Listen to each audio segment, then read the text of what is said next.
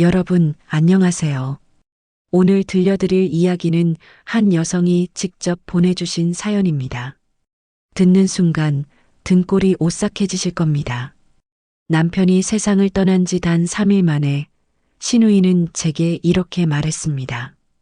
언니, 오빠 재산은 내가 관리하는 게 맞아. 언니는 법적으로 아무 권리도 없거든.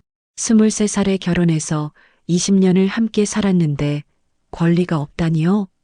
하지만 그날 변호사가 봉인된 유언장 봉투를 꺼내 들었을 때 장례식장은 순식간에 아수라장이 되었습니다. 그 봉투 안에는 아무도 예상하지 못한 내용이 담겨 있었거든요. 욕심이 얼마나 무서운지, 가족이라는 이름이 얼마나 쉽게 무너지는지, 지금부터 그 이야기를 들려드리겠습니다. 2024년 3월 15일 금요일, 그날은 제 인생에서 가장 긴 하루였습니다. 아침 6시 전화벨이 울렸어요. 남편 우진이가 출장 가는 날이라 일찍 나갔거든요.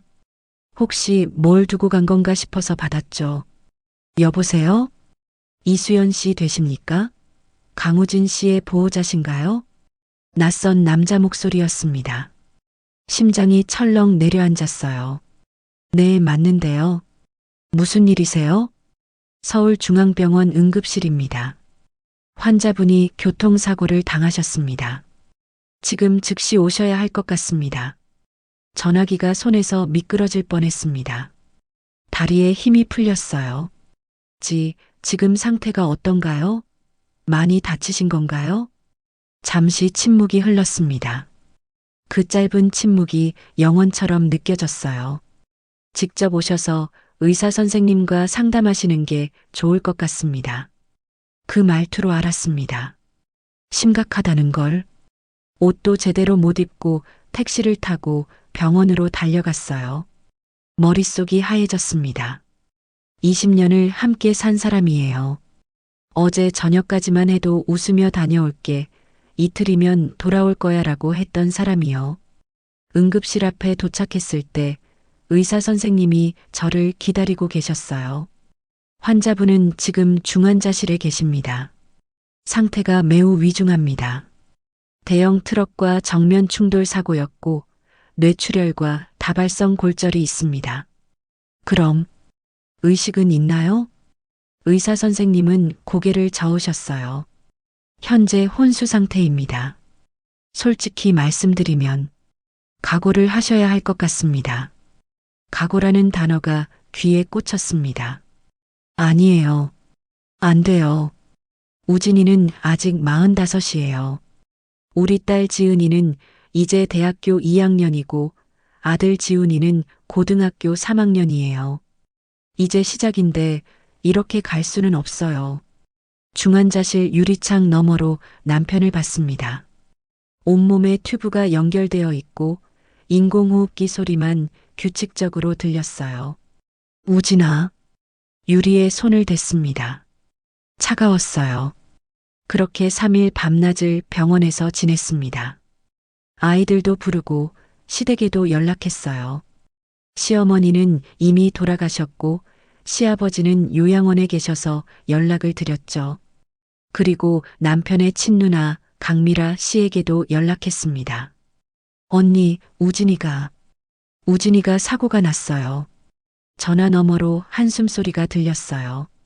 어머, 그래? 얼마나 심한데? 의사 선생님이 각오하라고 하셨어요. 아이고, 그럼 빨리 가봐야겠네. 내일 아침에 갈게. 내일 아침이라는 말에 가슴이 뜨끔했지만 뭐라고 할 수는 없었습니다. 신우이는 부산에 살거든요. 다음 날 오후 신우이 미라 씨가 도착했습니다. 검은색 명품 가방을 들고 선글라스를 낀 채였어요. 수연아, 오빠는 중환자실에 있어요. 들어갈 수 있어? 지금은 면회 시간이 아니에요. 그럼 일단 커피나 마시자. 나 부산에서 KTX 타고 올라오느라 피곤해. 중환자실 앞 대기실도 아니고 병원 로비 카페로 가자고 하더군요. 이해가 안 됐지만 따라갔습니다. 카페에 앉자마자 신우이가 말했어요. 그래서 오빠 보험은 들어놨어? 귀를 의심했습니다. 네. 보험 말이야. 운전자 보험, 생명보험 이런 거 얼마나 들어놨냐고. 언니, 지금 그게 중요한 게 아니잖아요. 아니, 중요하지. 병원비도 만만치 않을 텐데. 미리 알아둬야지. 그 순간 뭔가 이상한 느낌이 들었습니다. 오빠의 생사가 달린 상황에서 제일 먼저 묻는 게 보험이라니요. 보험은 들어놨어요. 그런데 지금은 얼마짜리? 네. 보험금이 얼마나 나오냐고 할 말을 잃었습니다. 신우이의 눈빛이 이상했어요. 걱정하는 눈빛이 아니었습니다. 뭔가를 계산하는 눈빛이었어요. 생명보험이 5억, 운전자 보험이 3억이에요. 신우이의 눈이 반짝였습니다. 8억이나 되네? 그럼 괜찮겠다. 괜찮다는 게 무슨 뜻일까요? 오빠가 죽어도 괜찮다는 뜻인가요? 그날 저녁 남편 우진이는 결국 눈을 뜨지 못했습니다. 의사 선생님이 사망 선고를 하셨을 때 저는 그 자리에 주저앉았어요. 아이들은 울부짖었고 신우이는 한숨을 쉬며 전화기를 꺼내 들었습니다. 여보, 나야. 오빠 방금 돌아가셨어. 그래, 알았어. 응, 그럼 그렇게 해. 누구와 통화하는지도 모르겠고 무슨 내용인지도 모르겠습니다. 하지만 그때 저는 알았어요. 이제부터 지옥이 시작될 거라는 걸. 장례식장은 서울 강남의 한 대형 병원에 마련했습니다. 남편 우진이는 건설회사를 운영했어요. 규모가 꽤 큰 회사였죠. 직원만 200명이 넘었습니다. 그래서 조문객도 정말 많이 오셨어요. 하지만 저는 아무것도 신경 쓸 수가 없었습니다. 상주로 앉아 있었지만 혼이 나간 사람 같았어요. 딸 지은이가 제 손을 꼭 잡았습니다. 엄마, 울어. 참지 마. 하지만 눈물이 나오지 않았어요. 너무 큰 충격이었던 걸까요? 실감이 나지 않았습니다. 아들 지훈이는 영정 사진만 멍하니 쳐다보고 있었어요. 18살 아이가 아버지를 잃었습니다. 수능도 코앞인데 신우이 미라 씨는 입구에서 조문객들을 맞이하고 있었어요. 마치 자기가 상주인 것처럼요. 어머, 사장님 오셨어요? 멀리서 오시느라 고생 많으셨어요. 아이고, 이사님. 이렇게 오시다니 감사합니다. 부산에서 올라온 지 하루밖에 안 됐는데 남편 회사 사람들을 다 알고 있는 것처럼 굴더군요. 저녁 무렵 회사 이사 한 분이 저를 찾아왔습니다. 사모님, 죄송하지만 잠깐 말씀 좀 나눌 수 있을까요? 네, 무슨 일이세요? 회사 일로 급한 게 있어서요. 사장님 명의로 된 계약건들이 있는데 법인 도장이 필요합니다. 아, 그건 제가 어떻게... 괜찮습니다. 나중에 천천히 처리하셔도 됩니다. 다만 금고가 어디 있는지만 알려주시면. 그때였습니다. 신우이가 끼어들었어요. 이사님, 회사 일은 제가 알아서 할게요. 수연이는 지금 정신이 없잖아요. 아니, 그래도 사모님이. 제가 오빠 친누나예요. 회사 일은 제가 잘 알아요. 걱정 마세요. 이사님은 난처한 표정을 지으셨지만 더 이상 말씀하지 않으셨어요. 신우이는 저를 쳐다보지도 않고 이사님과 어디론가 사라졌습니다. 이상했어요. 신우이는 남편 회사 일에 전혀 관여하지 않았거든요. 그런데 갑자기 왜 나서는 걸까요? 첫날 밤이 지나고 이틀째 되던 날이었습니다. 아침 일찍 신우이가 제 앞에 나타났어요. 수연아, 우리 잠깐 얘기 좀 하자. 무슨 얘기요? 여기서 말하긴 그러니까 저기 상담실로 가. 따라갔습니다. 상담실 문을 닫자마자 신우이가 말했어요. 오빠 재산 정리해야 하잖아. 네. 오빠 돌아가셨으니까 재산 정리해야지. 회사도 있고, 부동산도 있고, 예금도 있고. 언니, 지금 그 얘기를 하시게요? 장례도 안 끝났는데? 언제 하려고 그래? 장례 끝나면 사람들 다 흩어지잖아. 지금 정리해야지. 믿을 수가 없었습니다. 오빠가 죽은 지 이틀째인데 재산 얘기부터 하다니요. 언니, 저는 지금 그런 거 생각할 여유가 없어요. 그래서 내가 하겠다는 거야. 넌 아무것도 안 해도 돼. 무슨 소리예요? 신우이가 가방에서 서류 뭉치를 꺼냈어요. 이게 뭔데요? 오빠 재산 목록이야. 내가 어제 회사 가서 정리해 왔어. 뭐라고요? 회사 금고도 열어봤어. 오빠 도장이랑 통장들 다 거기 있더라고. 온몸에 소름이 돋았습니다. 언니, 그건 함부로 열면 안 되는 거예요. 그건 남편 거잖아요. 오빠 죽었잖아. 그럼 이제 누가 관리해? 가족이 해야지. 가족이라고 해도 함부로. 수연아.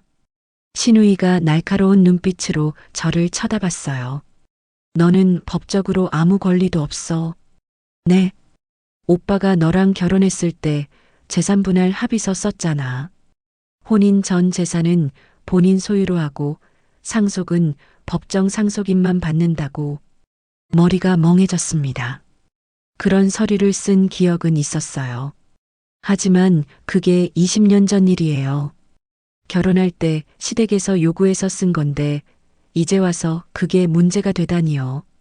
그게 무슨 상관이에요? 법적으로 오빠 재산 상속 1순위는 아버지야. 아버지가 안 계시면 자식들이고 그 다음이 나야. 너는 배우자니까 법정 상속 지분이 있긴 한데 그 합의서 때문에 별로 없어. 언니, 지금 무슨 소리 하시는 거예요? 내 말은 오빠 재산은 내가 관리하겠다는 거야. 너는 가만히 있어. 법적으로 문제없이 처리할 테니까. 손이 떨렸습니다. 분노인지 슬픔인지 두려움인지 알 수 없었어요. 언니는 지금 오빠가 죽은 지 이틀도 안 됐는데 재산만 생각하시는 거예요? 그래, 재산 생각해. 그게 뭐가 나빠? 현실적으로 생각해야지. 감정만 가지고 살 수 있어? 언니, 저는 20년을 오빠랑 같이 살았어요. 오빠 회사 키우는데 저도 도와줬고요. 그런데 지금 도와줬다고? 뭘 도와줬는데? 너는 그냥 집에서 애들 키우고 밥 차려주기만 했잖아. 회사 경영은 오빠 혼자 다 한 거야. 가슴이 무너지는 것 같았습니다. 20년이 그렇게 평가되는구나. 새벽같이 일어나서 남편 아침 차려주고 회사 접대 있으면 같이 나가고 주말에도 거래처 사람들 챙기고 명절 때마다 시댁 제사 준비하고 애들 학교 일에 남편 뒷바라지까지 했는데 그게 그냥 집에서 밥 차려주기로 끝나는 거였나요? 언니, 그만해. 나도 힘들어. 오빠 죽어서 나도 슬프다고. 근데 슬프다고 아무것도 안 할 순 없잖아. 어른이면 현실을 봐야지. 신우이는 그렇게 말하고 나가버렸어요. 저는 그 자리에 주저앉았습니다. 이게 꿈인가 싶었어요. 남편이 죽었는데 신우이가 재산을 가져가려 한다는 게 믿기지 않았습니다. 그날 저녁 딸 지은이가 물었어요. 엄마, 고모랑 무슨 얘기했어? 엄마 표정이 이상해. 아니야, 아무것도 아니야. 하지만 숨길 수가 없었습니다. 지은이는 똑똑한 아이거든요. 고모가 뭐라고 했어? 재산 얘기한 거야? 어떻게 알았니? 다 들렸어. 고모가 회사 사람들한테 전화하는 거. 이제 내가 오빠 재산 관리한다. 알아서 정리하라고 하던데. 딸아이의 눈에 눈물이 고였습니다. 엄마, 우리 어떻게 돼? 아빠 없이 우리 어떻게 살아? 저는 딸을 꼭 안아줬어요. 괜찮아. 엄마가 다 해결할게. 하지만 어떻게 해결해야 할지 막막했습니다. 장례 3일째 되던 날 본격적으로 이상한 일들이 벌어지기 시작했습니다. 아침 일찍 남편 회사 격리 담당자가 찾아왔어요. 사모님, 죄송하지만 급한 일이 있어서요. 무슨 일이세요? 어제 강미라 씨께서 회사에 오셔서 사장님 명의 통장을 전부 가져가셨습니다. 뭐라고요?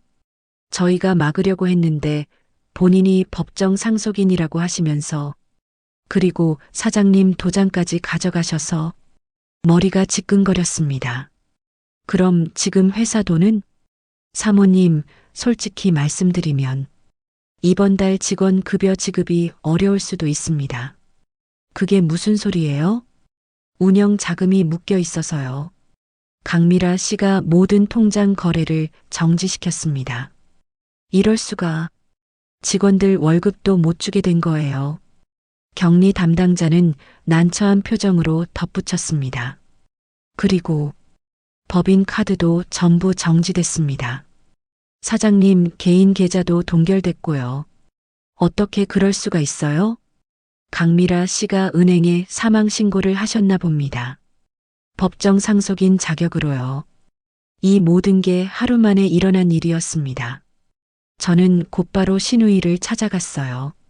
장례식장 안내 데스크에서 전화를 받고 있더군요. 언니. 신우이가 전화를 끊고 돌아봤습니다. 왜?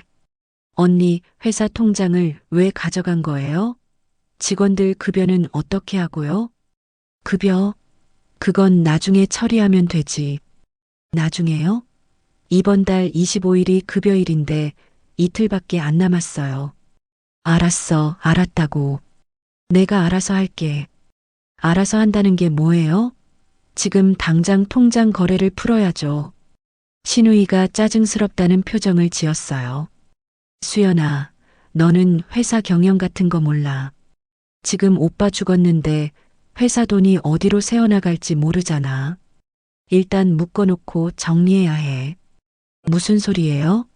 남편은 회사를 20년 동안 성실하게 운영했어요.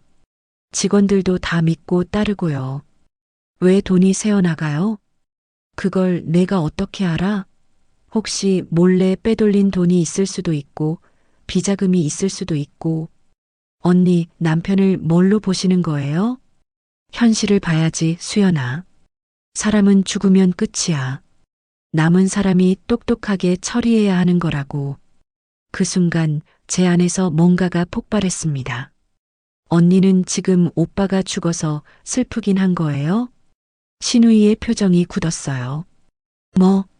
저는 오빠를 20년 동안 사랑했어요.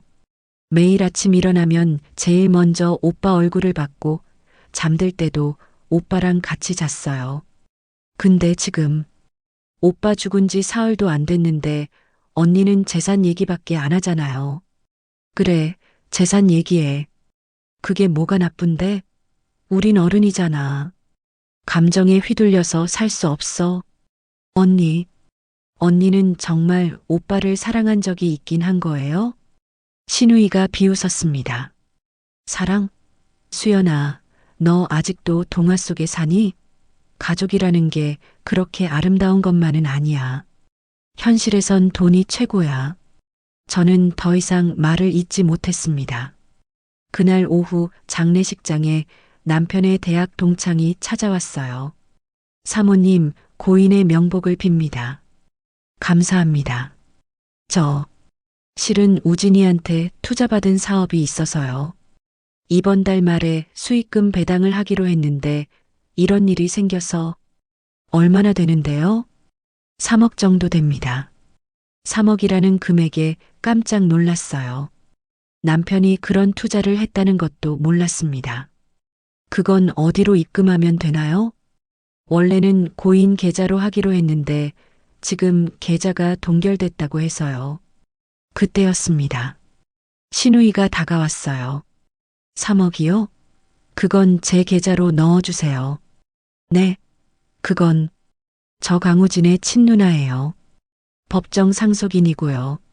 지금 동생 재산 정리 중이거든요.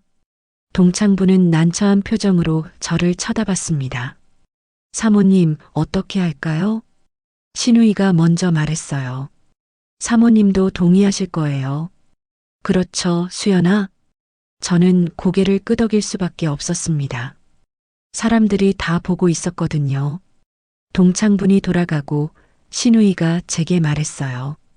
앞으로도 이런 일 있으면 다 내한테 연락하라고 해.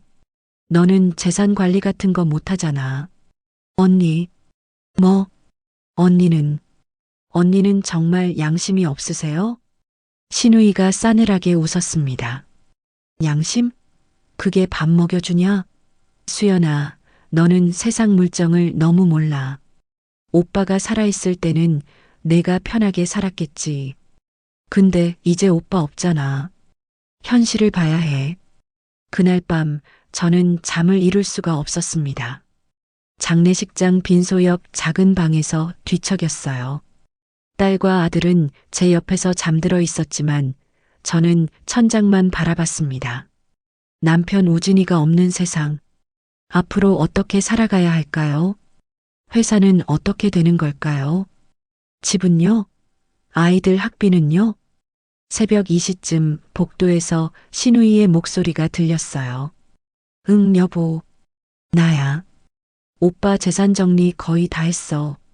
생각보다 많더라. 회사 말고도 부동산이 몇 개 더 있어. 전화 통화 소리였습니다. 은행 쪽은 내일 마무리할게. 그리고 보험금도 신청했어. 8억 정도 나올 거야. 심장이 쿵 내려앉았습니다. 보험금 8억. 그건 제 명의로 된 보험이에요. 수익자가 저거든요. 그런데 신우이가 신청을 했다고요? 아, 수연이? 신경 쓰지 마. 어차피 법적으로는 내가 1순위야. 아버지가 상속 포기하시면 다 내 거라고. 온몸이 얼어붙었습니다. 시아버지까지 움직이고 있다는 건가요? 그래, 알았어. 장례 끝나면 바로 내려갈게. 사랑해. 신우이의 발소리가 멀어졌습니다. 저는 이불을 뒤집어 썼어요. 눈물이 났습니다. 남편이 죽은 게 슬픈 건지, 신우이한테 당하는 게 억울한 건지, 앞으로의 삶이 막막한 건지 알 수 없었습니다. 그냥 모든 게 슬펐어요. 다음 날 아침 출근 시간도 안 됐는데 회사 직원 몇 명이 장례식장에 찾아왔습니다. 사모님, 죄송합니다만. 무슨 일이세요? 어제 저녁에 강미라 씨가 회사에 오셔서 이사회를 소집하셨습니다. 이사회요? 네, 그리고 본인이 임시 대표이사로 취임한다고 선언하셨습니다. 뭐라고요? 법적으로 문제가 있는 것 같은데 저희가 뭐라고 할 수가 없어서요. 사모님께서 나서주셔야 할 것 같습니다. 머리가 핑 돌았습니다. 신우이가 남편 회사의 대표가 됐다고요? 저는 곧장 신우이를 찾았습니다. 복도 구석에서 또 전화 통화를 하고 있더군요. 언니, 신우이가 전화를 끊었습니다. 왜 또? 회사 대표가 됐다면서요? 아, 그거. 회사가 지금 대표 없이는 운영이 안 되잖아. 누군가는 해야지. 그래도 그렇지. 유족들이랑 상의도 안 하고 어떻게 그럴 수가 있어요? 상해? 너한테? 너는 회사 경영 뭘 알아서 상의를 해. 그냥 내가 알아서 잘 운영할게. 언니, 그 회사는 남편이 20년 동안 피땀 흘려 키운 거예요. 언니 마음대로 할 수 있는 게 아니에요. 수연아, 목소리 좀 낮춰. 여기 사람 많아.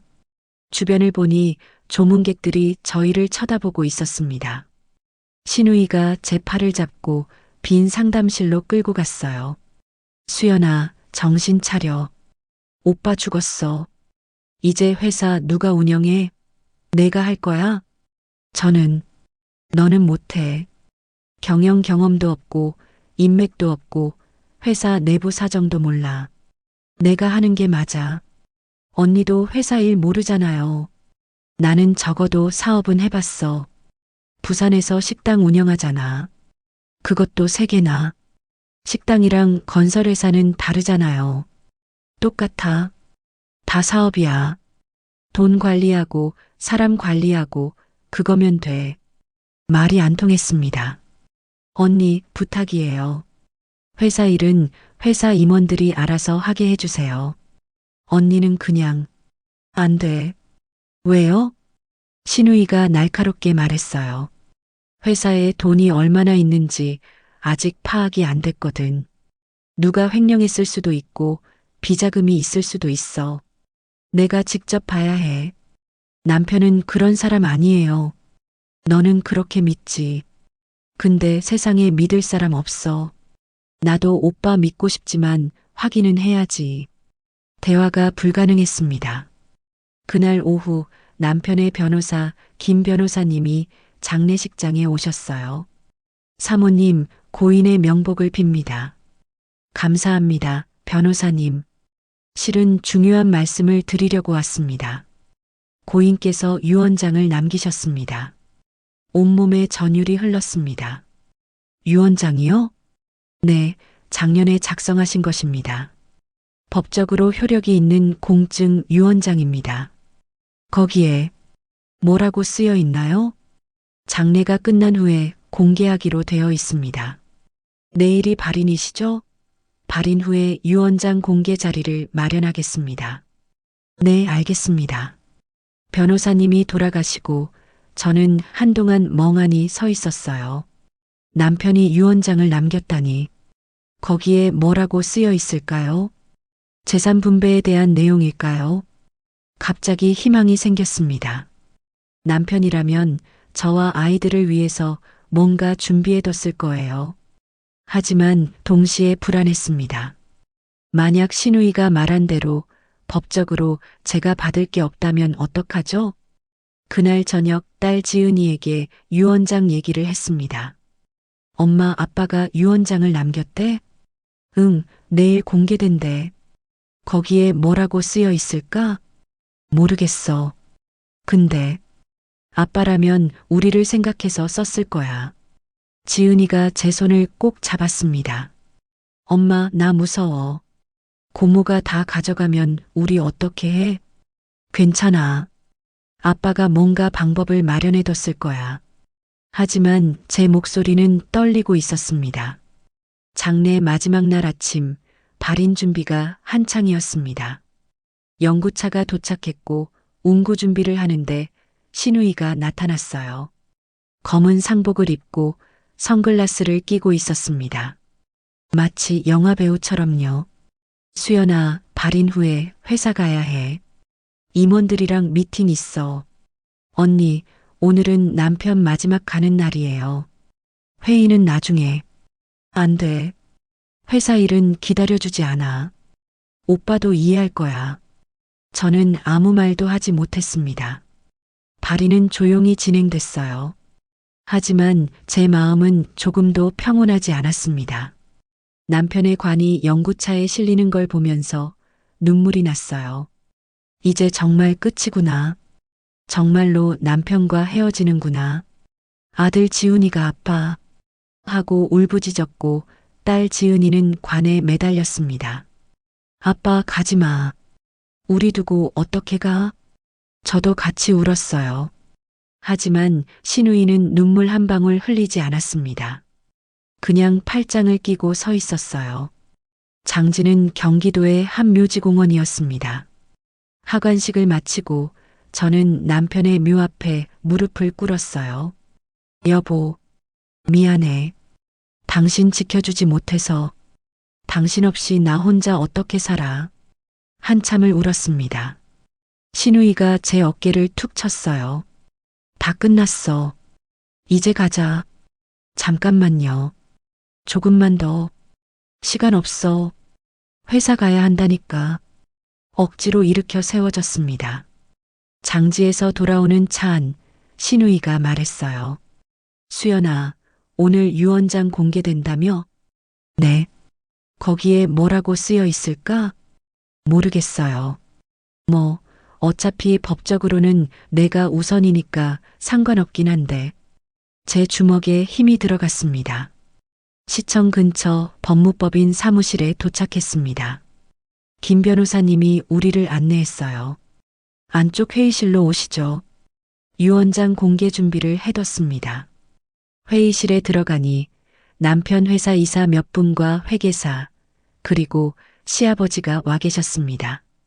시아버지는 요양원에서 오셨어요. 휠체어를 타고 계셨습니다. 아버님, 수연이, 우진이가, 내 아들이. 시아버지의 눈에 눈물이 고여 있었습니다. 신우이가 시아버지 옆에 앉았어요. 아버지, 괜찮으세요? 힘드시면 먼저 돌아가세요. 아니다. 우진이가 무슨 말을 남겼는지 들어야지. 김 변호사님이 봉인된 봉투를 꺼냈습니다. 이것이 고인 강우진 씨의 유언장입니다. 작년 11월 20일에 작성되어 공증을 받은 것으로 법적 효력이 있습니다. 지금부터 개봉하겠습니다. 봉투를 뜯는 소리가 회의실에 울렸어요. 변호사님이 유언장을 꺼내 펼쳤습니다. 먼저 유언장 전문을 낭독하겠습니다. 심장이 두근거렸습니다. 변호사님이 읽기 시작했어요. 나 강우진은 온전한 정신으로 다음과 같이 유언한다. 첫째, 나의 모든 재산은 아내 이수연과 자녀 강지은, 강지훈에게 상속한다. 신우이의 얼굴이 굳었습니다. 둘째, 회사 우주우진건설의 대표이사직은 아내 이수연이 승계하되 경영은 현 이사진에게 위임한다. 저는 숨이 막혔어요. 남편이 회사를 제게 물려준다고요? 셋째, 나의 누나 강미라에게는 부동산 한 채를 별도로 유증한다. 경기도 성남시 소재 아파트 한 채가 그것이다. 신우이가 벌떡 일어났습니다. 이게 뭐야? 고작 아파트 한 채? 변호사님이 계속 읽었어요. 넷째, 나의 부친 강정호 씨께는 매월 생활비 300만 원을 지급하며 요양원 비용 일체를 부담한다. 다섯째, 만약 나의 누나 강미라가 이 유언장에 불복하거나 나의 아내와 자녀들을 괴롭히는 경우 위 유증은 자동으로 무효가 된다. 신우이의 얼굴이 새하얘졌습니다. 그리고 변호사님이 잠시 멈췄다가 다음 장을 넘겼어요. 마지막으로 나는 이 유언장에 첨부 문서를 남긴다. 이것은 나의 누나 강미라가 지난 10년간 나에게서 빌려간 돈의 목록이다. 총액 12억 원. 이 돈을 갚지 않는다면 법적 조치를 취할 것을 아내에게 당부한다. 회의실이 조용해졌습니다. 12억? 신우이가 남편한테 12억을 빌려갔다고요? 저는 그런 사실을 전혀 몰랐습니다. 신우이가 소리쳤어요. 그건 거짓말이야. 내가 언제 12억을 빌렸어? 변호사님이 서류를 꺼냈습니다. 여기 차용증이 있습니다. 10년치 분량입니다. 강미라 씨의 서명과 도장이 찍혀 있고 각각의 차용 날짜와 금액이 명시되어 있습니다. 신우이가 서류를 낚아챘어요. 보더니 얼굴이 창백해졌습니다. 이건 인정하십니까? 인정은 무슨, 이건 오빠가 그냥 준 거야.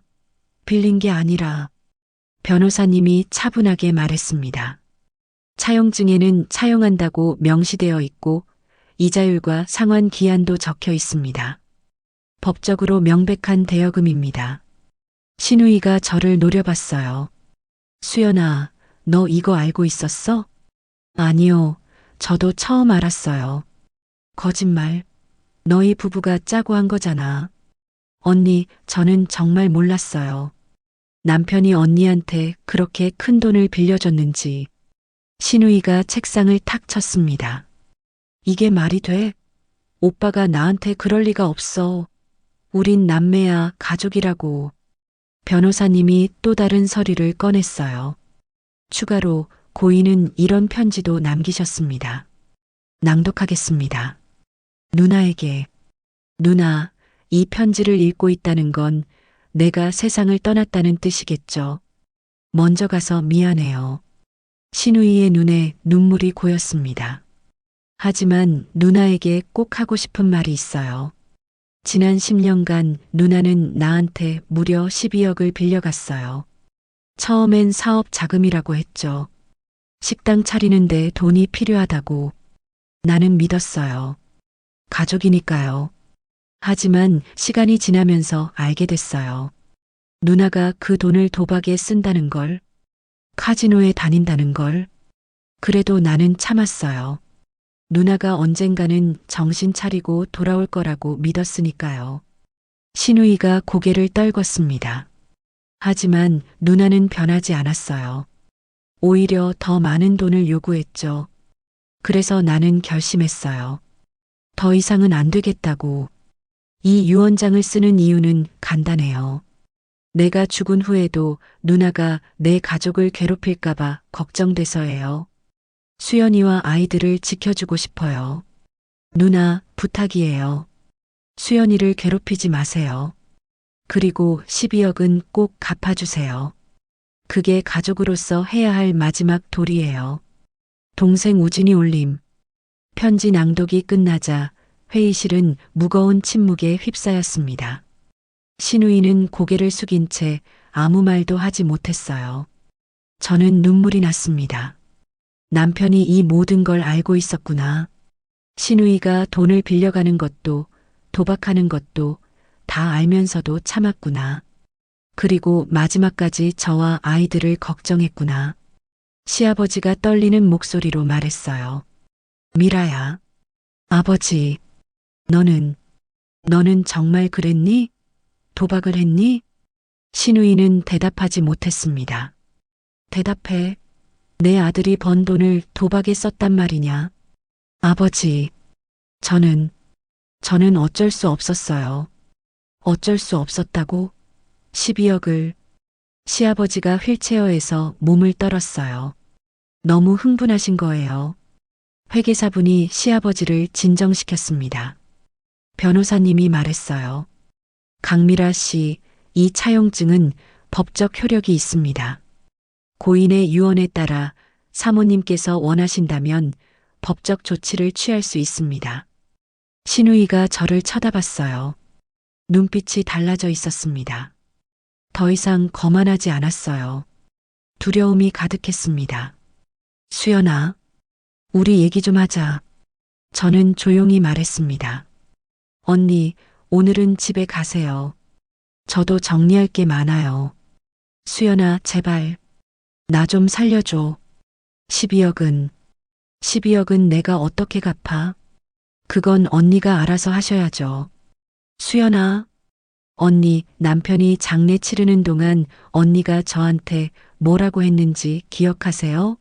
법적으로 내가 권리가 없다고 했잖아요. 오빠 재산은 언니가 관리한다고 했잖아요. 신우이의 입술이 파르르 떨렸습니다. 미안해. 내가 미쳤었어. 돈 생각에. 이제 알겠어요, 언니. 언니는 처음부터 돈만 생각했던 거예요. 오빠 사랑 같은 건 없었죠. 저는 더 이상 말하고 싶지 않았습니다. 회의실을 나왔어요. 아이들이 밖에서 기다리고 있었습니다. 엄마, 어떻게 됐어? 아빠가 우리를 지켜줬어. 아이들과 꼭 안았습니다. 그날 밤 집에 돌아왔습니다. 남편 없는 집은 너무 조용했어요. 늘 남편이 먼저 와서 불을 켜두고 기다렸는데 오늘은 캄캄했습니다. 현관문을 열고 들어가면서 눈물이 났어요. 여보, 나왔어. 대답이 없었습니다. 당연하죠. 이제 남편은 없으니까요. 거실에 불을 켜고 소파에 앉았어요. 딸 지은이와 아들 지훈이도 같이 앉았습니다. 엄마, 우리 이제 어떻게 돼? 걱정 마. 아빠가 다 준비해뒀어. 근데 엄마, 고모가 빌려간 돈. 그거 어떻게 받아? 모르겠어. 변호사님이랑 상의해야지. 지은이가 핸드폰을 보다가 말했어요. 엄마, 고모가 문자 보냈어. 뭐라고? 수연아, 제발 나 좀 살려줘. 12억은 진짜 어떻게 할 수가 없어. 시간 좀 줘. 내가 갚을게라고. 저는 한숨을 쉬었습니다. 사흘 전만 해도 저한테 큰 소리 치던 사람이 이제는 애원하고 있네요. 하지만 동정심이 들지 않았어요. 신우이는 남편이 죽은 걸 슬퍼하지 않았거든요. 오직 재산만 생각했어요. 다음 날 아침 김 변호사님이 전화를 주셨습니다. 사모님, 어제는 고생 많으셨습니다. 아니에요, 변호사님. 오히려 감사드려요.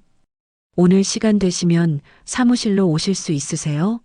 재산 정리 관련해서 상담이 필요합니다. 네, 알겠습니다. 법무법인에 도착하니 변호사님이 자세한 설명을 해주셨어요. 고인의 재산을 정리하면 다음과 같습니다. 회사 주식 100%, 시가 약 150억 원. 부동산 5채, 시가 약 80억 원. 예금 30억 원. 그리고 보험금 8억 원. 총 268억 원 정도입니다. 268억. 상상도 못한 금액이었어요. 이 중에서 강미라 씨가 가져갈 수 있는 건 유증으로 지정된 아파트 한 채, 약 10억 원 정도입니다. 나머지는 전부 사모님과 자녀분들 몫입니다. 그럼 신우이가 빌려간 12억은요? 그건 별도로 청구하셔야 합니다. 차용증이 있으니 법적으로 문제 없습니다. 신우이가 갚을 수 있을까요? 변호사님이 난처한 표정을 지었어요. 솔직히 말씀드리면 강미라 씨의 재산 상태를 조사해 봤는데 좋지 않습니다. 부산에서 운영하던 식당 3개는 모두 적자 상태고 개인 빚도 상당합니다. 그럼 돈을 못 받는 건가요? 법적 조치를 취하면 받을 수는 있습니다. 다만 시간이 걸릴 겁니다. 강미라 씨 소유의 부동산이나 자산을 압류해서 경매 처리하는 방식이 될 것 같습니다. 머리가 복잡했습니다. 변호사님, 제가 좀 생각해 볼 시간을 주세요. 물론입니다. 다만 한 가지만 말씀드리면 고인께서 사모님을 위해 아주 꼼꼼하게 준비해 두셨습니다. 유언장도 그렇고 각종 서류도 완벽하게 정리해 두셨어요. 네. 고인께서 마지막으로 하신 말씀이 있습니다. 변호사님이 수첩을 꺼냈어요. 작년 11월 유언장 작성하실 때 하신 말씀입니다. 제 아내는 너무 착해요. 누가 괴롭혀도 참는 사람이에요. 제가 죽고 나면 분명 누군가 아내를 괴롭힐 겁니다. 특히 제 누나가 그럴 거예요. 그래서 이렇게 준비합니다라고 하셨어요. 눈물이 났습니다. 남편이 저를 그렇게 생각했구나. 그리고 끝까지 저를 지키려고 했구나. 변호사님, 감사합니다. 천만에요, 사모님. 힘내세요. 집으로 돌아오는 길 신우이한테서 전화가 왔어요. 받지 않았습니다. 또 전화가 왔어요. 5번, 6번. 결국 받았습니다. 네, 언니. 수연아, 제발 좀 만나자. 나 진짜 너무 힘들어. 수연아, 나 이러다 죽을 것 같아. 12억을 어떻게 갚아? 언니, 그건 언니가 해결하셔야죠. 수연아, 제발. 우리 가족 아니냐? 오빠도 하늘에서 이걸 원하지 않을 거야. 오빠가 원하지 않는다고요? 제 목소리가 떨렸어요. 언니, 오빠는 유언장에 분명히 썼어요. 언니가 12억을 갚지 않으면 법적 조치를 취하라고요. 그리고 언니 솔직히 말해요. 장례 기간 동안 언니가 저한테 어떻게 했는지 기억하세요? 저한테 법적 권리가 없다고 했잖아요. 오빠 재산은 언니가 다 가져간다고 했잖아요. 미안해. 그때는 내가 정신이 없었어. 정신이 없어서요? 아니에요, 언니. 언니는 처음부터 계획했어요. 오빠 죽자마자 회사 통장 가져가고 임시 대표되고 보험금까지 신청하고 그게 정신이 없어서 한 행동이에요? 신우이가 울먹였습니다. 수연아, 언니, 저는 20년 동안 오빠 옆을 지켰어요. 행복할 때도 힘들 때도. 근데 언니는요? 오빠한테 돈만 받아갔잖아요. 12억이나. 그건 내가 어쩔 수 없었어. 도박 때문이었죠? 오빠 편지에 다 나와 있었어요. 신우이가 숨을 헐떡였어요. 수연아, 제발. 나도 사람이야. 실수할 수 있잖아. 12억이 실수예요? 나도 힘들었어. 남편이랑 사이가 안 좋아서 도박장에 가면 그나마 숨통이 트였어. 그래서 오빠 돈을 쓴 거예요? 신우이가 흐느꼈습니다. 미안해. 진짜 미안해. 저는 전화를 끊었어요. 더 이상 듣고 싶지 않았습니다. 그날 저녁 아들 지훈이가 물었어요. 엄마, 고모한테 돈 받을 거야? 받아야지. 그게 아빠 유언이야.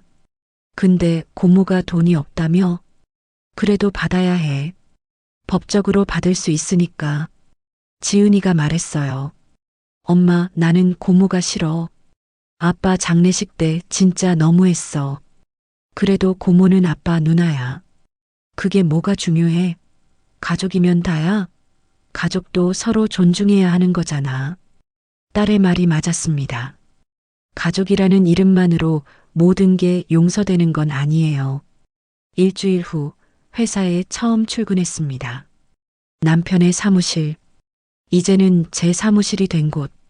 책상에 앉으니 남편의 흔적이 여기저기 보였어요. 사진 액자, 펜, 수첩. 눈물이 날 것 같았지만 참았습니다. 이제는 회사를 지켜야 해요. 노크 소리가 들렸어요. 사모님, 들어가도 될까요? 회사 전무이사 박 이사님이었습니다. 네, 들어오세요. 사모님, 먼저 고인의 명복을 빕니다. 그리고 앞으로 잘 부탁드립니다. 저야말로 잘 부탁드려요. 저는 회사 경영을 잘 모르니까 많이 도와주세요. 물론입니다. 그런데 사모님, 하나 보고 드릴 게 있습니다. 뭔가요? 박 이사님이 서류를 꺼냈어요. 지난주 강미라 씨가 회사에서 가져간 통장 내역입니다. 확인해 보니 3억 원이 인출됐습니다.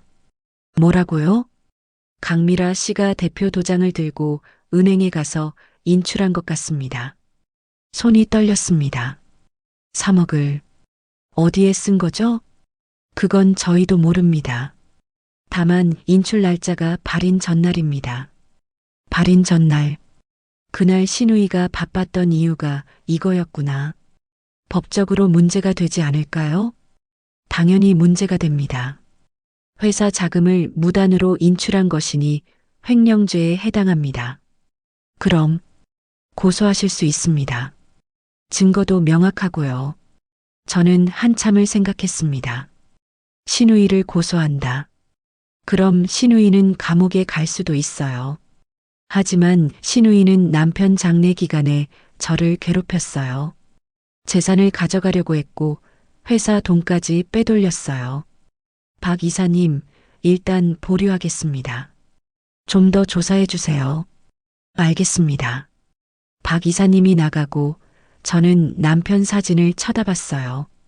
여보, 이게 맞는 걸까요? 신우이를 고소하는 게. 대답은 없었습니다.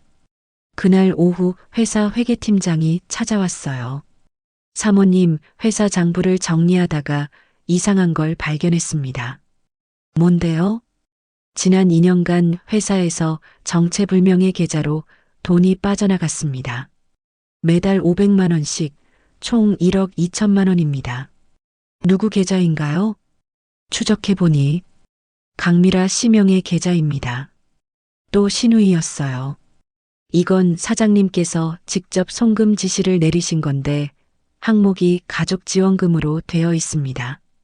가족지원금. 남편이 신우이한테 매달 500만 원씩 보냈다는 거네요. 2년 동안이나 12억도 모자라서 매달 500만 원까지. 신우이는 도대체 얼마나 돈이 필요했던 걸까요? 저녁에 변호사님께 전화했습니다. 변호사님, 신우이가 회사 돈 3억을 빼돌렸대요. 그리고 지난 2년간 매달 500만 원씩 받았다고 합니다. 그럼 총 15억이 넘네요. 12억 차용금에 3억 횡령, 그리고 1억 2천. 고소할 수 있을까요? 당연히 가능합니다. 횡령은 형사처벌 대상이고 차용금은 민사로 청구할 수 있습니다. 신우이가 감옥에 갈 수도 있겠네요. 네, 횡령 금액이 크니까 실형이 나올 수도 있습니다. 전화를 끊고 저는 깊은 한숨을 쉬었어요. 이게 맞는 걸까요? 신우이를 감옥에 보내는 게. 하지만 신우이는 저한테 한 짓이 너무 심했어요. 남편 장례 기간에 그런 짓을 하다니. 다음 날 신우이가 직접 회사로 찾아왔어요. 비서가 전화했습니다. 사모님, 강미라 씨가 오셨는데 만나시겠습니까? 들어오라고 하세요. 신우이가 들어왔어요. 얼굴이 많이 수척해져 있었습니다. 수연아, 무슨 일이세요, 언니? 나 좀 살려줘. 네. 회사 돈 3억 쓴 거 알았지? 그거 나한테 빚쟁이들이 찾아와서 도박 빚인가요? 신우이가 고개를 끄덕였어요. 빚쟁이들이 매일 와. 부산 집 앞에서 기다리고 식당에도 와서 난리를 쳐. 나 이러다 죽을 것 같아. 그래서 오빠 회사 돈을 쓴 거예요? 미안해. 진짜 미안해. 나도 어쩔 수 없었어. 언니, 그건 횡령이에요. 형사처벌 대상이에요. 신우이의 얼굴이 하얘졌습니다. 수연아, 제발. 나 고소하지 마. 내가 감옥 가면 내 인생 끝이야. 언니 인생이요? 그럼 제 인생은요? 남편 죽고 홀로 아이들 키워야 하는 제 인생은 아무것도 아닌가요? 그건 언니는 장례 기간 동안 저한테 뭐라고 했어요? 법적으로 권리가 없다고 했잖아요. 오빠 재산은 언니가 관리한다고 했잖아요. 그때 언니는 제 인생 생각했나요? 신우이가 무릎을 꿇었어요. 제발, 수연아, 나 좀 살려줘. 내가 잘못했어. 일어나세요, 언니. 수연아, 일어나라고요. 제 목소리가 떨렸습니다. 신우이가 천천히 일어났어요. 언니, 저도 한때는 언니를 가족이라고 생각했어요. 오빠 누나니까 당연히 저희 편이라고 생각했죠. 근데 언니는 아니었어요. 언니는 처음부터 돈만 생각했어요. 수연아, 이제 집에 가세요. 변호사랑 상의해서 연락드릴게요. 수연아, 제발. 나가주세요. 신우이는 울면서 나갔습니다. 저는 책상에 주저앉았어요. 온몸에 힘이 빠졌습니다. 이게 맞는 걸까요? 이렇게 하는 게. 하지만 남편의 유언이 생각났어요. 수연이를 괴롭히지 마세요. 남편은 이미 알고 있었어요. 신우이가 저를 괴롭힐 거라는 걸. 그래서 이렇게 준비해 둔 거예요. 저녁에 집에 와서 딸에게 물었습니다. 지은아, 엄마가 고모를 고소하면 너는 어떻게 생각해? 지은이가 잠시 생각하더니 말했어요. 엄마, 고모는 잘못했어. 아빠 장례식 때 고모가 어떻게 했는데 나는 평생 안 잊어버릴 거야. 그래도 고모는 아빠 누나잖아. 그래서 뭐, 가족이면 다 용서해줘야 해? 아니야, 엄마. 잘못한 건 벌을 받아야 해. 딸의 말이 맞았습니다. 잘못한 건 벌을 받아야 해요. 가족이라도. 다음 날 변호사님께 신우이 고소건을 의뢰했습니다. 사모님, 결심하신 거네요. 네, 이게 맞는 것 같아요. 알겠습니다. 횡령건으로 고소장을 제출하겠습니다. 그날 오후 예상치 못한 전화가 왔어요. 여보세요, 이수연 씨 되십니까? 네, 그런데요. 저는 부산 해운대 경찰서 형사 박민수입니다. 강미라 씨 건으로 연락드렸습니다. 네. 혹시 강미라 씨가 도박을 한다는 사실 알고 계셨나요? 유원장에서 알게 됐습니다. 그럼 강미라 씨가 불법 도박장을 운영했다는 사실은 모르시겠네요. 심장이 멈출 것 같았어요. 불법 도박장이요? 네, 저희가 3개월 전부터 수사하고 있었습니다. 강미라 씨가 부산 해운대에서 불법 도박장을 운영했고 고객들한테 수십억 원을 받아챙긴 정황이 있습니다. 말도 안 돼요. 고인이신 강우진 씨로부터 빌린 돈도 일부 도박장 운영 자금으로 쓴 것 같습니다. 머리가 어지러웠습니다. 신우이가 도박장을 운영했다니요? 그래서 어떻게 된 건가요? 조만간 강미라 씨를 소환할 예정입니다.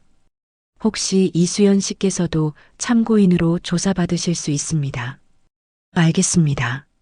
전화를 끊고 저는 한동안 멍하니 서 있었어요. 신우이가 불법 도박장까지 운영했다니. 그럼 남편한테 빌린 12억도 회사에서 빼돌린 3억도 다 거기에 쓴 거네요. 저녁에 변호사님께 이 사실을 전했습니다. 변호사님, 경찰에서 연락 왔어요. 신우이가 불법 도박장을 운영했대요. 뭐라고요? 그럼 이건 단순 횡령이 아니라 조직적 범죄네요. 어떻게 되는 건가요? 경찰 수사가 끝나면 검찰로 넘어갑니다. 불법 도박장 운영은 중범죄라 실형이 확실합니다. 아마 최소 3년 이상 나올 겁니다. 3년. 신우이가 감옥에 최소 3년을 가게 되는 거네요. 그리고 사모님, 한 가지 더 있습니다. 뭔데요? 고인께서 남기신 서류 중에 신우이에 관한 조사 자료가 있었습니다. 조사 자료요? 변호사님이 파일을 꺼냈어요. 고인께서 작년에 사설 탐정을 고용해서 강미라 씨를 조사하셨습니다. 그 결과물입니다. 파일을 열어보니 신우이의 동선, 만난 사람들, 동거래 내역이 상세히 기록되어 있었어요. 여보, 이걸 다 남편이 신우이를 조사했다니 얼마나 마음이 아팠을까요? 파일을 넘기다가 충격적인 내용을 발견했습니다. 이게 뭐예요? 뭘 보셨나요? 여기 신우이가 10년 전에도 오빠한테 큰 돈을 빌렸다고 나와 있어요. 5억이나. 네, 그렇습니다. 근데 이 돈을 오빠 사업 방해하는 데 썼다고요? 변호사님이 고개를 끄덕였어요. 고인의 경쟁사에 투자했다고 나와 있습니다. 고인의 회사를 망하게 하려고 한 것 같습니다. 왜 그런 짓을요? 상속 때문인 것 같습니다. 당시 시어버님께서 회사 지분 일부를 고인께 물려주려고 하셨는데 강미라 씨가 반대했다고 합니다.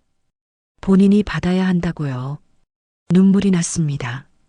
신우이가 오빠를 그렇게까지 미워했다니. 근데 결과적으로 고인의 회사가 더 성장했고 강미라 씨의 투자는 실패했습니다. 파일을 더 넘기니 신우이의 다른 행적들이 나왔어요.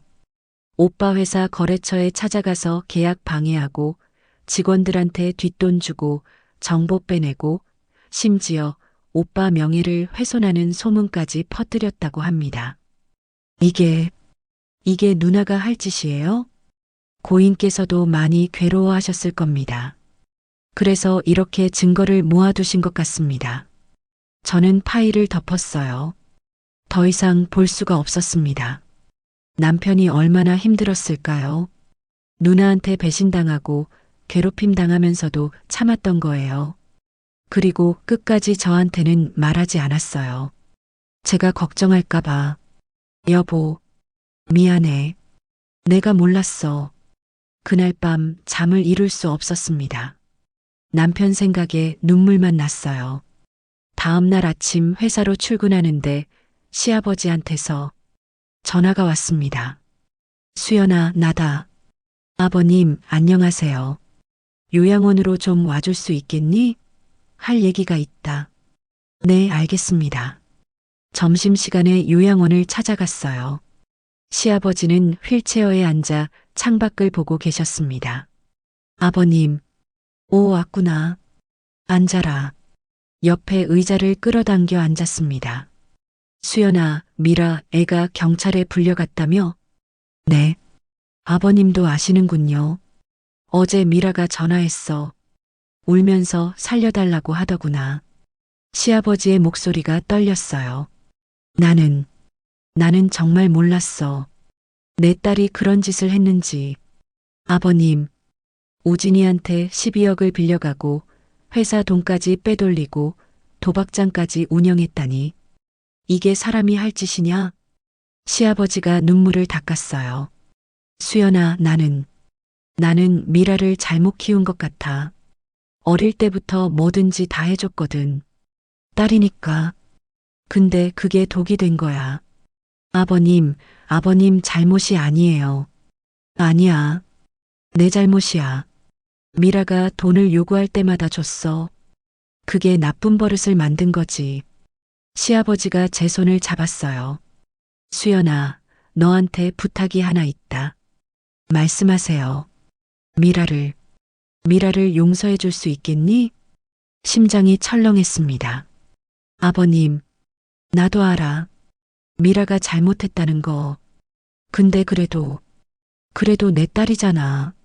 감옥에 보내기는 너무 안타까워. 시아버지의 눈에서 눈물이 흘렀어요. 아버님, 저도 힘들어요. 남편 잃고 혼자 아이들 키워야 하는데. 알아.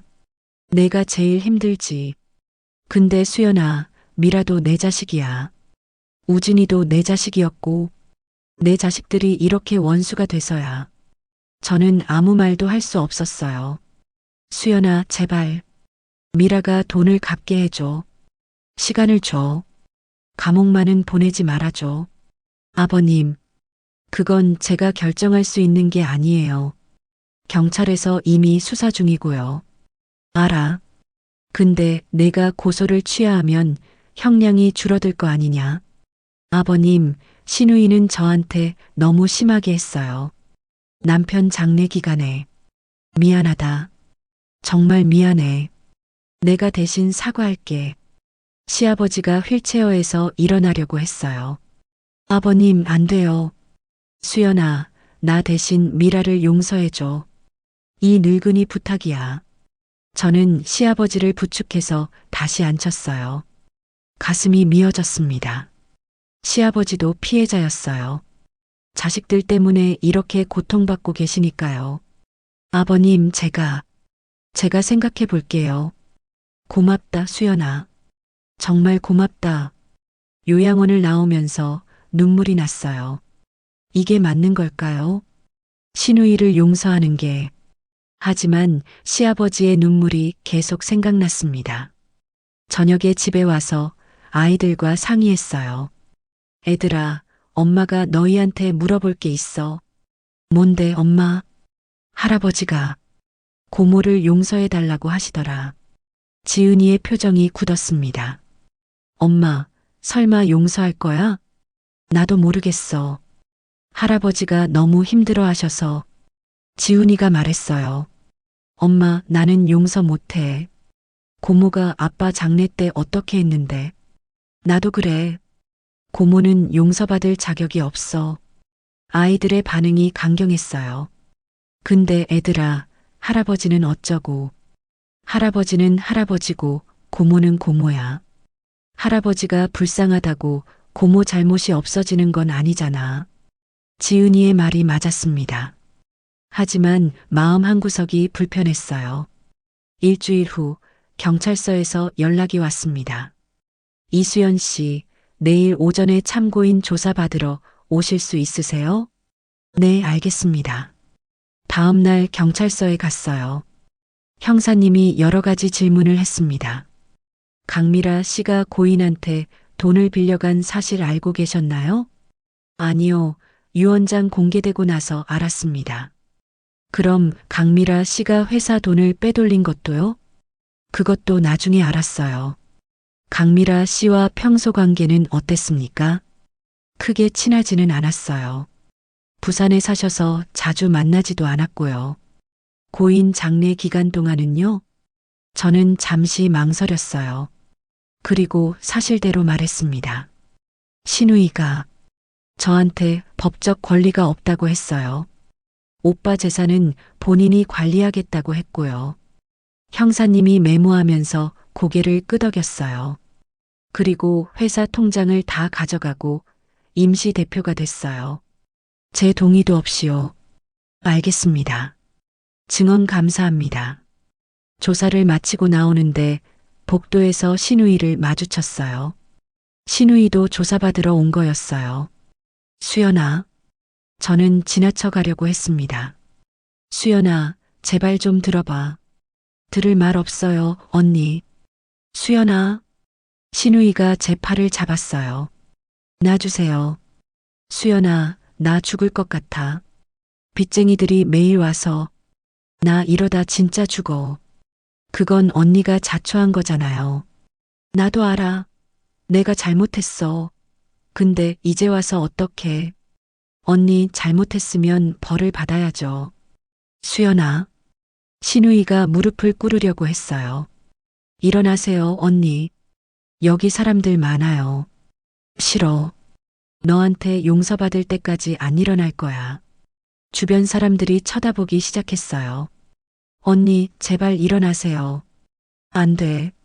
수연아, 제발. 나 좀 살려줘. 저는 신우이를 일으켜 세웠어요. 언니, 여기서 이러지 마세요. 부끄럽잖아요. 부끄러워? 나 이미 부끄러움 다 버렸어. 내 인생 이미 망했어. 신우이의 눈은 충혈되어 있었고 얼굴은 수척했어요. 수연아, 마지막으로 한 번만 만나줘. 제발. 커피 한 잔만 하자. 응? 저는 한숨을 쉬었습니다. 알겠어요. 30분만요. 근처 카페로 갔어요. 신우이는 커피를 시키지도 않고 바로 말했습니다. 수연아, 나 파산 신청할 거야. 네. 변호사가 그러는데 파산하면 빚을 탕감받을 수 있대. 12억도 안 갚아도 되고 믿을 수가 없었어요. 언니, 지금 농담하는 거예요? 아니야. 진심이야. 오빠한테 빌린 돈을 파산으로 안 갚겠다고요? 어쩔 수 없잖아. 나한테 돈이 없는데. 없으면 만들어야죠. 일을 하든 재산을 팔든. 내 재산은 이미 다 압류됐어. 식당도 아파트도 다. 그럼 일을 하세요. 무슨 일을? 나 나이가 벌써 50 가까운데 누가 써줘? 저는 기가 막혔어요. 언니는 정말 양심이 없으세요? 양심? 양심 가지고 살 수 있어? 이 세상에서? 언니, 제 목소리가 높아졌어요. 오빠가 얼마나 고생해서 돈을 벌었는데 그 돈을 언니가 도박으로 날려버리고 이제 와서 파산으로 안 갚겠다고요? 수연아, 너는 몰라. 도박이 얼마나 무서운지. 한번 시작하면 끊을 수가 없어. 그래서요? 그게 변명이 돼요? 변명이 아니야. 사실이야. 나도 그만두고 싶었어. 근데 안 됐어. 신우이가 눈물을 흘렸어요. 수연아, 나 진짜 힘들었어. 남편은 날 사랑하지 않았고, 사업은 계속 망했고, 동생 우진이는 잘 나가고, 나만 바보같이 살았어. 그래서 오빠를 원망한 거예요? 신우이가 고개를 끄덕였어요. 응, 원망했어. 왜 우진이는 잘 되고 나는 안 되나 싶었어. 우리 부모님 똑같이 낳았는데. 언니, 그래서 우진이가 망했으면 좋겠다고 생각했어. 내가 잘 되는 게 아니라 우진이가 못 됐으면 좋겠다고. 저는 할 말을 잃었습니다. 신우이가 그렇게까지 남편을 미워했다니. 근데 우진이는 계속 잘 됐어. 내가 뭘 해도 소용없었어. 그게 더 화가 났어. 언니는 오빠를 동생이 아니라 경쟁자로 본 거네요. 그래, 맞아. 나는 우진이를 동생으로 사랑한 적이 없어. 항상 질투했어. 신우이가 얼굴을 가렸어요. 나도 이런 내가 싫어. 근데 어쩔 수 없었어. 저는 자리에서 일어났습니다. 언니, 저는 이제 가볼게요. 수연아, 기다려. 더 이상 할 말 없어요. 언니는 파산 신청하세요. 저는 법적으로 대응할게요. 수연아. 뒤도 돌아보지 않고 카페를 나왔습니다. 가슴이 답답했어요. 신우이가 남편을 그렇게 미워했다니. 질투했다니. 남편은 그걸 알았을까요? 누나가 자기를 미워한다는 걸. 그날 저녁 변호사님께 전화했어요. 변호사님, 신우이가 파산 신청한다고 합니다. 예상했던 일입니다. 강미라 씨 입장에선 그게 최선이죠. 그럼 12억을 못 받는 건가요? 파산 신청이 받아들여지면 채권이 많이 줄어듭니다. 하지만 전액 탕감은 아닙니다. 얼마나 받을 수 있을까요? 강미라 씨의 재산 상태에 따라 다르지만 아마 10% 정도, 1억 2천 정도 받을 수 있을 겁니다. 12억 중에 1억 2천, 10분의 1도 안 되는 금액이네요. 변호사님, 그럼 나머지는요? 포기하셔야 합니다. 그럴 순 없어요. 사모님, 저도 안타깝지만 현실이 그렇습니다. 없는 사람한테서는 받을 수가 없어요. 전화를 끊고 저는 한참을 멍하니 앉아 있었어요. 남편이 피땀 흘려번 돈 12억이 그냥 날아가는 거예요. 아이들에게 말해줄 수가 없었습니다. 다음 날 시아버지한테서 또 전화가 왔어요. 수연아, 미라 애가 파산 신청했다며? 네, 아버님. 그래. 결국 그렇게 되는구나. 시아버지의 목소리에 힘이 없었어요. 아버님, 괜찮으세요? 괜찮긴 뭐가 괜찮아. 내 딸이 동생한테 빌린 돈을 파산으로 안 갚겠다는데. 아버님, 수연아, 미안하다. 내가 미라를 제대로 못 키워서 이렇게 됐다. 아버님 잘못이 아니에요. 아니야. 내 잘못이야. 미라가 어릴 때부터 버릇을 고쳐줬어야 했는데. 시아버지가 흐느끼셨어요. 우진이가 살아있으면 뭐라고 했을까? 아버지 왜 누나를 제대로 못 키웠냐고 했을까? 아버님, 오빠는 그런 분 아니에요. 알아. 우진이는 착한 애였어. 누나가 그렇게 괴롭혀도 참았잖아. 전화를 끊고 저는 눈물이 났어요. 이 모든 게 너무 슬펐습니다. 가족이 이렇게 무너지다니. 한 달이 지났습니다. 신우이의 파산 신청은 받아들여졌어요. 12억 중에서 결국 1억 2천만 원만 받게 됐습니다. 그리고 신우이는 불법 도박장 운영 혐의로 기소됐어요. 재판이 진행 중이었습니다. 어느 날 변호사님한테서 전화가 왔어요. 사모님, 급히 사무실로 오실 수 있으세요? 무슨 일이세요? 중요한 서류를 발견했습니다. 고인께서 남기신 건데. 법무법인으로 달려갔어요. 변호사님이 낡은 봉투를 내밀었습니다. 이게 뭔가요? 고인께서 은행 금고에 보관해 두신 봉투입니다. 오늘 은행에서 연락이 와서 찾아왔습니다. 봉투를 열어보니 편지와 통장 몇 개가 들어 있었어요. 편지부터 읽었습니다. 수연아, 내 사랑. 이 편지를 읽고 있다는 건 내가 세상을 떠났다는 뜻이겠지. 미안해. 눈물이 났어요. 남편의 글씨였습니다. 나는 항상 너를 사랑했어. 23살에 너를 만난 게 내 인생 최고의 행운이었어. 함께한 20년이 너무 행복했어. 지은이와 지훈이를 낳고 같이 키우면서 매일이 감사했어. 근데 나한테는 큰 걱정이 하나 있었어. 바로 누나 미라 때문이야. 누나는 어릴 때부터 나를 질투했어. 부모님이 나를 더 챙겨준다고 생각했나 봐. 사실이 아닌데도 나이가 들면서 누나의 질투는 더 심해졌어. 내가 사업에 성공하자 누나는 날 망하게 하려고 여러 가지 시도를 했어. 경쟁사에 투자하고 내 거래처를 방해하고 직원들을 매수하려고도 했지. 그래도 나는 참았어. 누나니까. 가족이니까. 하지만 누나가 너와 아이들까지 해칠까봐 걱정됐어. 그래서 이렇게 준비했어. 편지를 넘겼어요. 수연아, 통장들을 봐. 거기에는 누나 모르게 따로 모아둔 돈이 들어있어. 통장을 확인했습니다. 4개의 통장이 있었어요. 각각 다른 은행이었습니다. 잔액을 확인하는 순간 심장이 멎는 줄 알았어요. 첫 번째 통장 20억 원, 두 번째 통장 15억 원, 세 번째 통장 10억 원, 네 번째 통장 5억 원, 총 50억 원. 이게 뭐예요? 변호사님이 말했어요. 고인께서 비밀 계좌에 모아두신 돈입니다. 강미라 씨가 알지 못하게요. 손이 떨렸습니다. 편지를 계속 읽었어요. 이 돈은 지난 10년간 조금씩 모은 거야. 회사 이익금의 일부를 누나 몰래 빼돌려서 저축했어. 왜 그랬냐고? 누나가 언젠가 큰 문제를 일으킬 거라는 걸 알았거든. 그때를 대비해서 너와 아이들을 위한 돈을 따로 모아둔 거야.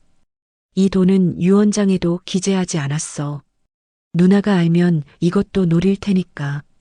수연아, 이 돈으로 아이들 학비 대고 집도 사고 편하게 살아. 그게 내 마지막 소원이야. 사랑해, 내 평생의 반려자. 다음 생에도 너와 만나고 싶어. 우진이가 편지를 읽고 저는 한참을 울었어요. 남편이 이렇게까지 준비해뒀다니. 시누이를 알면서도 끝까지 저희를 지키려고 했구나. 변호사님이 조용히 말했어요. 사모님, 고인께서 정말 사모님을 많이 사랑하셨나 봅니다. 네, 그랬나 봐요. 그날 집에 와서 아이들에게 통장을 보여줬어요. 애들아, 아빠가 우리한테 선물을 남기셨어. 무슨 선물? 통장들을 내밀었습니다. 아이들이 잔액을 확인하더니 눈이 휘둥그레졌어요. 엄마, 이게 50억? 응. 아빠가 우리를 위해 모아두신 거야. 지은이가 울기 시작했어요. 아빠가 이렇게까지. 지훈이도 눈물을 흘렸습니다. 아빠, 고마워요. 진짜 고마워요. 저희 가족은 그날 밤 한참을 울었어요. 슬픔의 눈물이기도 했고 감사의 눈물이기도 했습니다. 다음 날 시아버지를 찾아뵀어요. 아버님, 보여드릴 게 있어요. 남편의 편지와 통장을 보여드렸습니다. 시아버지는 편지를 읽으며 눈물을 흘리셨어요. 우진이가 이렇게까지. 네, 아버님. 오빠는 끝까지 저희를 생각하셨어요. 미라는 이것도 모르겠구나. 네, 시누이는 모를 거예요. 시아버지가 저를 쳐다봤어요. 수연아, 미라한테는 말하지 마라. 알면 또 문제가 생길 거야. 네, 아버님. 저도 그럴 생각이에요. 그리고 수연아. 네. 우진이 정말 잘 키워줬구나. 고맙다. 제가 뭐려. 오빠가 원래 좋은 분이셨어요. 그날 이후 저는 조금씩 일상으로 돌아갔어요. 회사는 이사진들이 잘 운영해 주셨고 저는 대표 명의만 유지하면서 큰 결정 사항만 관여했습니다. 아이들은 학교로 돌아갔어요. 지은이는 대학교 2학년, 지훈이는 고등학교 3학년. 남편 없는 삶이 여전히 힘들었지만 그래도 살아가야 했어요. 2달 후 시누이의 재판 결과가 나왔습니다. 징역 4년, 집행유예 없음. 불법 도박장 운영과 횡령 혐의로 실형을 선고받은 거예요. 그날 법정에서 시누이를 마지막으로 봤습니다. 수갑을 찬 채 끌려가는 시누이의 뒷모습을 보면서 복잡한 감정이 들었어요. 안타까움도 있었고 분노도 있었고 허무함도 있었습니다. 시누이가 고개를 돌려 저를 쳐다봤어요. 눈빛에 원망이 가득했습니다. 하지만 저는 고개를 돌렸어요. 더 이상 시누이에게 미련은 없었습니다. 1년이 지났습니다. 저는 여전히 회사 대표 자리를 유지하고 있어요. 물론 실무는 이사진들이 하지만요. 아이들은 건강하게 자라고 있습니다. 지은이는 대학교 3학년이 됐고 지훈이는 대학에 합격했어요. 남편이 떠난 빈자리는 여전히 크지만 그래도 살아갑니다. 가끔 남편 묘소에 가요. 여보, 잘 있어요? 나는 그럭저럭 잘 살고 있어요. 아이들도 잘 크고 있어요. 지은이는 의대 진학을 생각하고 있대요. 지훈이는 경영학과에 들어갔어요. 아빠 회사 물려받을 거래요. 회사도 잘 돌아가고 있어요. 작년보다 매출이 20% 올랐대요. 당신이 잘 만들어 놓은 덕분이에요. 묘비를 쓰다듬으며 말합니다. 여보, 고마워요. 당신이 남겨준 50억 덕분에 우리 편하게 살고 있어요. 걱정 마요. 그리고 신우이는 감옥에 있어요. 4년형을 받았어요. 당신 걱정했던 대로 정말 큰 문제를 일으켰더라고요. 하지만 이제는 괜찮아요. 신우이가 우리를 괴롭힐 일도 없고 우리는 평화롭게 살고 있어요. 바람이 불어왔습니다. 마치 남편이 대답하는 것 같았어요. 여보, 보고 싶어요. 정말 많이. 눈물이 났지만 이제는 울지 않으려고 노력해요. 남편이 원하는 건 제가 행복하게 사는 거니까요. 며칠 후 시아버지한테서 연락이 왔습니다. 수연아, 나 좀 와줄 수 있겠니? 요양원에 가니 시아버지가 많이 수척해져 계셨어요. 아버님, 어디 편찮으세요? 아니다. 그냥 늙어서 그래. 시아버지가 제 손을 잡았어요. 수연아, 미라 면회 갔다 왔어. 네. 걔가 많이 후회하더구나. 그러셨군요. 수연아, 미라한테 편지 한 통만 써주면 안 되겠니? 걔가 너무 힘들어해서. 저는 조용히 말했습니다. 아버님, 죄송하지만 그건 어려울 것 같아요. 수연아, 아버님도 아시잖아요. 신우이가 저한테 어떻게 했는지, 오빠가 죽었을 때 어떻게 행동했는지. 시아버지가 고개를 끄덕이셨어요. 알아. 나도 알아. 미라가 잘못했지. 크게 잘못했어. 그럼요. 하지만 그래도 걔도 내 딸이야. 감옥에서 고생하는 거 보니 마음이 아파. 저는 시아버지의 손을 꼭 잡았어요. 아버님, 저는 신우이를 용서할 수 없어요. 하지만 아버님은 사랑해요. 아버님은 저한테 항상 좋으셨고 오빠를 잘 키워주셨으니까요. 고맙다, 수연아. 아버님, 편히 계세요. 제가 자주 찾아뵐게요. 요양원을 나오면서 하늘을 올려다봤어요. 파란 하늘이 펼쳐져 있었습니다. 남편도 저 하늘 어딘가에서 저를 보고 있겠죠. 그날 저녁 집에 돌아와서 남편의 편지를 다시 읽었어요. 수연아, 내 사랑. 이 편지를 읽고 있다는 건 내가 세상을 떠났다는 뜻이겠지. 미안해. 나는 항상 너를 사랑했어. 23살에 너를 만난 게 내 인생 최고의 행운이었어. 눈물이 또 났습니다. 하지만 이번에는 슬픈 눈물이 아니었어요. 고마움의 눈물이었습니다. 남편이 저를 이렇게 사랑했다는 게, 끝까지 저를 지켜주려 했다는 게 감사했어요. 다음 날 회사에 출근했어요. 박 이사님이 보고를 해주셨습니다. 사모님, 이번 분기 실적이 아주 좋습니다. 작년 대비 30% 성장했습니다. 다들 수고하셨어요. 사장님께서 튼튼한 기반을 닦아 놓으셨기 때문입니다. 남편이 만든 회사가 계속 성장하고 있어요. 200명의 직원들이 일하고 그 가족들까지 생각하면 수백 명의 생계가 이 회사에 달려 있습니다. 남편의 유산은 단순히 돈만이 아니었어요.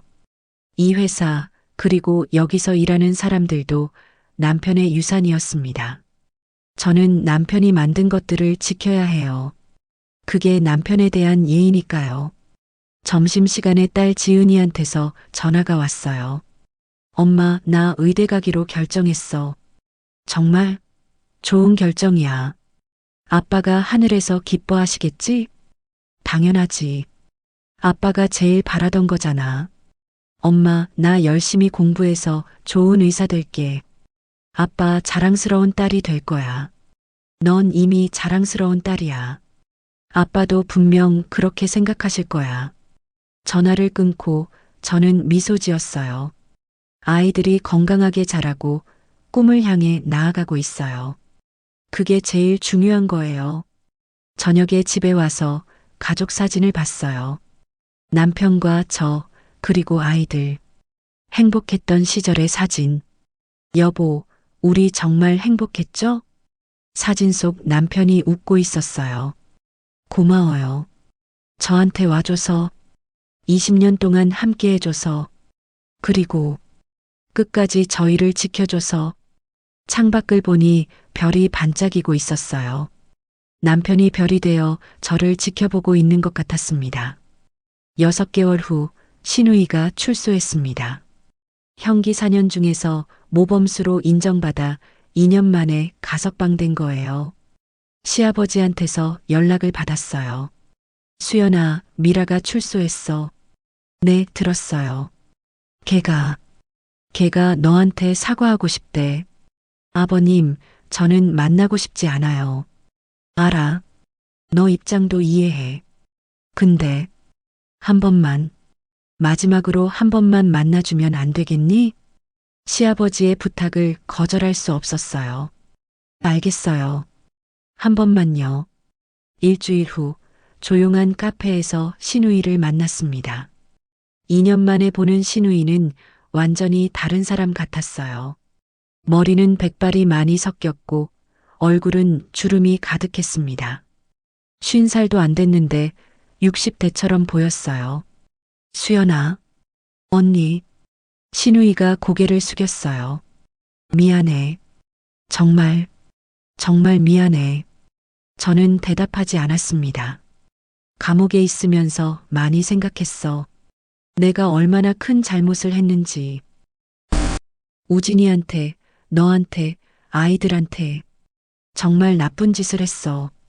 신우이의 눈에서 눈물이 떨어졌어요. 특히 우진이 장례식 때. 그때 내가 정말 미쳤던 것 같아. 돈 생각에 눈이 멀어서. 언니, 이제 와서 그런 말 해봤자 아무 소용 없어요. 알아. 나도 알아. 근데, 그래도 한 번은 사과하고 싶었어. 신우이가 가방에서 뭔가를 꺼냈어요. 낡은 공책이었습니다. 이게 뭐예요? 내가 감옥에서 쓴 거야. 반성문 같은 거. 공책을 펼쳐보니 빼곡하게 글씨가 적혀 있었어요. 나는 왜 동생을 질투했는가? 나는 왜 돈에 집착했는가? 나는 왜 도박을 시작했는가? 페이지마다 질문과 답변이 적혀 있었습니다. 감옥에서 심리 상담을 받았어. 선생님이 이렇게 쓰면서 내 마음을 들여다보라고 하셨어. 그러면서 알았어. 내가 얼마나 병들어 있었는지, 질투심과 열등감에 가득 찬 인간이었다는 걸. 신우이가 공책을 제게 밀었어요. 이거 가져가. 내가 얼마나 반성했는지 알아줬으면 좋겠어. 저는 공책을 밀어냈습니다. 언니, 저는 이거 필요 없어요. 수연아, 언니가 진짜로 반성했는지 아닌지는 중요하지 않아요. 이미 일어난 일은 되돌릴 수 없으니까요. 그럼 나를 용서 못하겠니? 저는 잠시 생각했습니다. 용서, 그 단어가 제게 무슨 의미일까요? 언니, 저는 언니를 용서할 수 없어요. 신우이의 얼굴이 굳었습니다. 하지만 이제는 원망하지도 않아요. 언니 때문에 제 인생을 낭비하고 싶지 않거든요. 수연아, 언니, 이제 각자 살아요. 언니는 언니 인생 사세요. 저는 제 인생 살고요. 그럼, 우리 앞으로 안 만나는 거야? 네, 그게 좋을 것 같아요. 신우이가 눈물을 흘렸어요. 알았어. 너 뜻대로 할게. 저는 자리에서 일어났습니다. 언니, 건강하세요. 수연아. 그리고 아버님 걱정 많이 하세요. 아버님도 이제 연세가 많으시잖아요. 뒤돌아 나오면서 가슴 한구석이 후련했어요. 이제 정말 끝났구나. 신우이와의 관계도 그 악몽 같았던 시간들도 집으로 가는 길 하늘을 올려다봤어요. 여보, 나 잘했죠? 이제 신우이한테 흔들리지 않을 거예요. 바람이 불어왔습니다. 남편이 대답하는 것 같았어요. 잘했어, 수연아. 그렇게 살아. 1년이 또 지났습니다. 아들 지훈이가 대학교 2학년이 됐어요. 경영학을 열심히 공부하고 있습니다. 딸 지은이는 의대 본과에 진학했어요. 훌륭한 의사가 되기 위해 노력하고 있습니다. 저는 회사 일에 조금씩 더 관여하기 시작했어요. 처음에는 어려웠지만 이사진들이 많이 도와줘서 이제는 어느 정도 감을 잡았습니다. 어느 날 지훈이가 물었어요. 엄마, 나중에 내가 회사 물려받으면 잘할 수 있을까? 당연하지. 넌 아빠 아들이잖아. 근데 나는 아빠만큼 똑똑하지 않은데. 지훈아, 중요한 건 똑똑한 게 아니야. 성실하고 사람들을 아끼는 거야. 그게 제일 중요해. 아빠가 그랬어? 응. 아빠는 직원들을 가족처럼 대했어. 그래서 회사가 이렇게 큰 거야. 지훈이가 고개를 끄덕였어요. 나도 아빠처럼 될게. 엄마, 기대해. 응, 기대할게. 며칠 후 회사에서 창립 25주년 기념 행사를 열었습니다. 남편이 회사를 만든 지 25년이 된 거예요. 직원들 앞에서 제가 인사말을 했습니다. 여러분, 오늘은 우리 회사가 만들어진 지 25주년 되는 날입니다. 고인이 된 남편은 25살에 이 회사를 만들었습니다. 작은 사무실에서 직원 3명으로 시작했죠. 하지만 남편은 포기하지 않았습니다. 성실하게, 정직하게 일했습니다. 그래서 이렇게 큰 회사가 된 거예요. 남편은 항상 말했습니다. 회사는 사람이다. 직원들이 행복해야 회사도 행복하다고요. 저는 앞으로도 남편의 뜻을 이어가겠습니다. 여러분 모두가 행복한 회사를 만들겠습니다. 박수 소리가 울려 퍼졌어요. 행사가 끝나고 남편 사진 앞에 섰습니다. 여보, 봤어요? 우리 회사 25주년 맞았어요. 당신이 만든 회사가 이렇게 성장했어요. 자랑스럽죠? 걱정 마세요. 제가 잘 지킬게요. 아들 지훈이한테 물려줄 때까지. 사진 속 남편이 미소 짓고 있었어요. 그날 저녁 집에 돌아와서 아이들과 저녁을 먹었습니다. 엄마, 오늘 행사 좋았어. 엄마 멋있었어. 고마워, 지은아. 나도 나중에 엄마처럼 멋진 사람 되고 싶어. 지훈이도 말했어요. 나는 아빠처럼 훌륭한 사업가가 될 거야. 저는 아이들을 보며 미소 지었어요. 남편이 남긴 가장 큰 유산은 돈이나 회사가 아니었어요. 바로 이 아이들이었습니다. 건강하게, 바르게 자라고 있는 이 아이들 말이에요. 그날 밤 잠들기 전에 남편 사진을 봤어요. 여보, 우리 여기까지 왔네요. 당신 없이 정말 힘들었어요. 당신 없는 하루하루가 너무 길었어요. 하지만 이제는 괜찮아요. 아이들도 잘 크고 있고 회사도 잘 돌아가고 있어요. 당신이 남긴 것들을 잘 지키고 있어요. 걱정 마세요. 사진을 가슴에 안았어요. 보고 싶어요. 정말 많이. 하지만 이제는 울지 않을게요.